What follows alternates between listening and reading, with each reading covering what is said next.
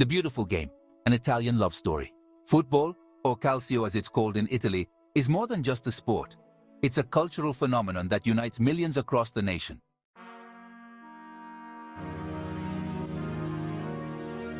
As the 19th century drew to a close, a new wave of cultural exchange was sweeping across Europe. British sailors brought football to Italian shores, and it quickly transformed from a novelty to a national obsession.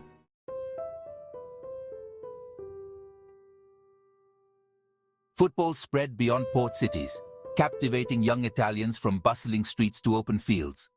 The sport became ingrained in the fabric of Italian life, uniting people under a shared banner of athleticism and national pride.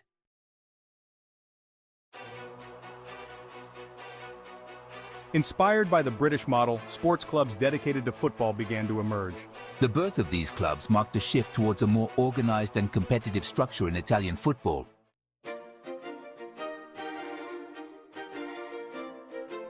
The emergence of football clubs created the need for a more structured approach. The formation of the FIGC in 1898 led to the creation of the first official Italian football championship.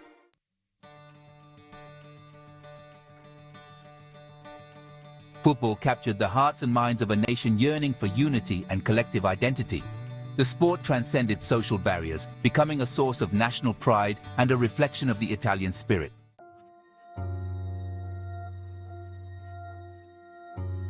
The outbreak of World War I disrupted the rhythms of daily life, including Italian football. Despite the hardships, football found a way to endure, offering moments of respite amidst the horrors of war.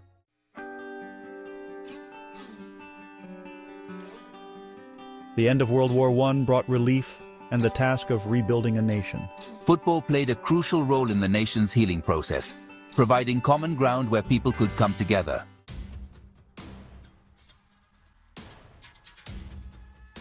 Mussolini recognized the unifying power of sport and sought to harness it for his own ideological purposes. Despite the regime's control, the spirit of the game and the passion of the players and fans could not be completely suppressed.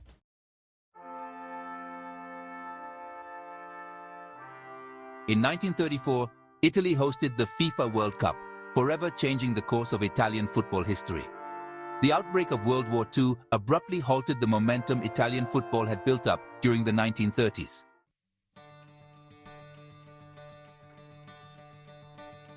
From rubble to renaissance, the rebirth of calcio. The end of World War II left Italy, like much of Europe, in ruins. Cities were scarred, the economy was in shambles, and the nation yearned for a sense of normalcy, a chance to rebuild and heal. Amidst the rubble and uncertainty, football emerged as a beacon of hope, a symbol of resilience, and a catalyst for national unity. The Italian people, weary from years of conflict and deprivation, sought solace and distraction in the familiar rituals of football. The post-war period witnessed a resurgence of club football. The legendary Derby della Madonnina between Inter and Milan, a rivalry simmering since the turn of the 20th century, reignited with a passion that mirrored the city's determination to rebuild. The Federazione Italiana Giuoco Calcio, or FIGC, worked tirelessly to restructure and revitalize the sport. The stage was set for a golden age of Italian football, one that would see the emergence of legendary players and unforgettable moments of sporting genius.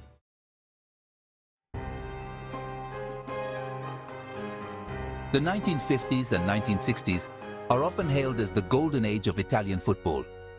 It was an era characterized by tactical innovation, fierce competition, and the emergence of some of the greatest players the sport has ever seen.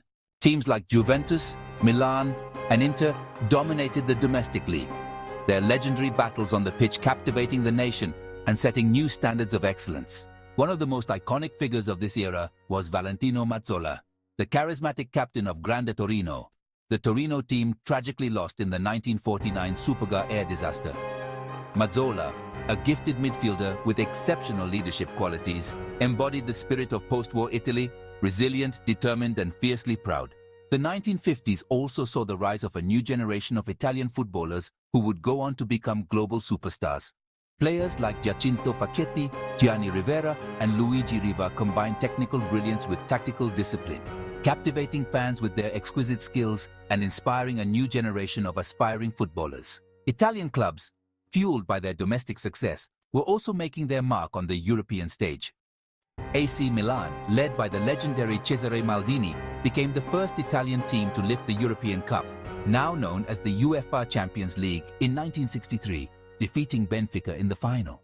This historic victory signaled Italy's return to the pinnacle of European football and ushered in an era of unprecedented success for Italian clubs in continental competitions.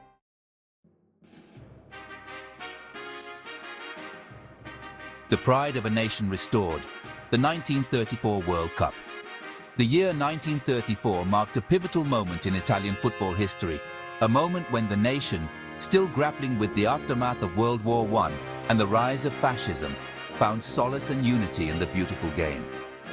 Italy had been chosen to host the second ever FIFA World Cup, a decision that filled the nation with a mix of anticipation and trepidation. Mussolini, aware of the tournament's propaganda potential, was determined to showcase a strong and unified Italy to the world. He invested heavily in the construction of new stadiums, the most iconic of which was the Stadio Nazionale PNF in Rome, a monument to fascist architecture and a symbol of the regime's ambitions. The Italian team, known as the Azzurri, was under immense pressure to succeed, their every move scrutinized by the regime, the hopes of a nation resting on their shoulders. Led by the legendary coach Vittorio Pozzo, a tactical mastermind known for his meticulous attention to detail and his ability to inspire his players, the Azzurri embarked on their World Cup journey with a mix of determination and trepidation. The tournament itself was a grueling affair, played under the sweltering summer heat of Italy. The Azzurri faced stiff competition from teams like Spain, Austria, and Czechoslovakia, each match a test of skill, endurance, and national pride. The Italian public, swept up in the excitement of the tournament, rallied behind their team, their cheers echoing through the stadiums, a testament to the unifying power of football.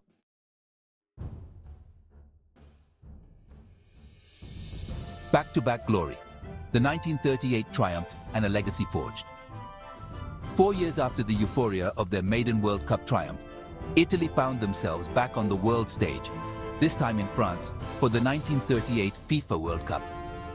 The intervening years had seen the world descend further into political turmoil, with the shadow of war looming large over Europe.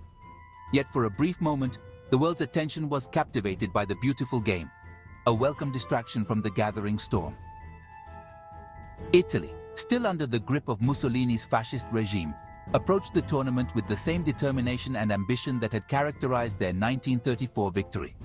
The team, largely unchanged from their previous triumph, was now a seasoned unit, their confidence bolstered by past success. The 1938 World Cup saw Italy pitted against some of the world's finest teams, including Brazil, Hungary, and France. Each match was a test of skill, strategy, and nerve, with the pressure on the Azzurri to repeat their previous success immense. Yet, Pozzo's men rose to the challenge, their performances a testament to their tactical discipline, their technical brilliance, and their unwavering will to win. The final, held at the Stade Olympique de Colombes in Paris, saw Italy face Hungary in a tense and closely fought encounter. The Azzurri, inspired by the brilliant play of Meazza and the tactical genius of Pozzo, emerged victorious, securing their second consecutive World Cup title and etching their names in football history. The 1938 victory, it was more than just a win for us. It was a statement to the world, a statement of our strength and unity. The joy and pride we felt were indescribable, and those memories still bring a smile to my face.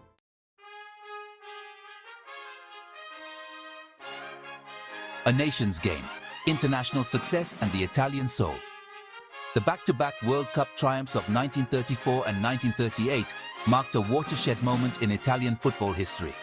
They transformed the sport from a popular pastime into a source of national pride, a symbol of Italy's resurgence on the world stage. The victories, achieved against a backdrop of political uncertainty and the looming threat of war, took on a significance that transcended the realm of sport. The Italian people, weary from years of economic hardship and political repression, embraced the Azzurri's success with an outpouring of joy and celebration. The victories provided a much-needed boost to national morale, a reminder of Italy's glorious past and a beacon of hope for the future. The legacy of the 1934 and 1938 World Cup triumphs extended far beyond the immediate euphoria of victory. They helped to establish Italy as a major force in international football, laying the foundation for the country's future successes on the world stage. The victories also inspired generations of young Italians to embrace the game of football, fueling the development of a rich footballing culture that endures to this day. Perhaps most importantly, the Azzurri's triumphs in this era revealed the unique characteristics that would come to define Italian football: tactical discipline, defensive solidity, and a ruthless will to win. These qualities, forged in the crucible of competition and tempered by the weight of national expectation, would become hallmarks of Italian football, shaping the nation's approach to the game for generations to come. Those victories, they were the foundation of our footballing identity. They taught us the importance of discipline, of strategy, of the sheer will to win. It's something that every Italian player carries with them, a legacy we're incredibly proud of.